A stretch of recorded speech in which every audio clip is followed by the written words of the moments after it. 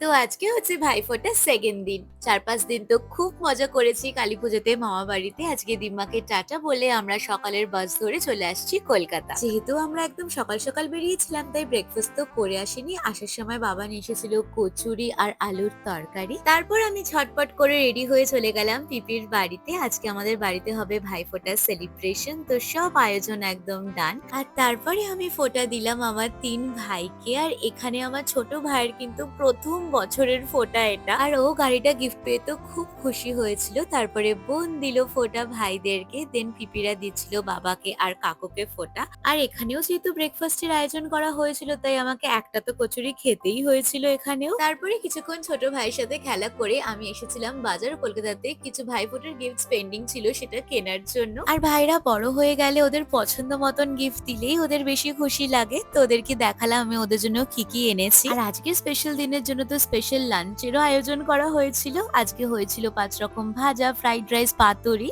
আর তার সাথে হয়েছিল মাটন কষা। আর প্রত্যেকটা খাবার ভীষণ টেস্টি হয়েছিল। লাস্ট পাতে ছিল চাটনি, পাঁপড় আর মিষ্টি দই। খাওয়া-দাওয়ার পর ভাই-বোনরা বলল যে একটু ছাদে গিয়ে বাজি পোড়াতে ইচ্ছা করছে সবার। তো আমি গেছিলাম ওদের সাথে।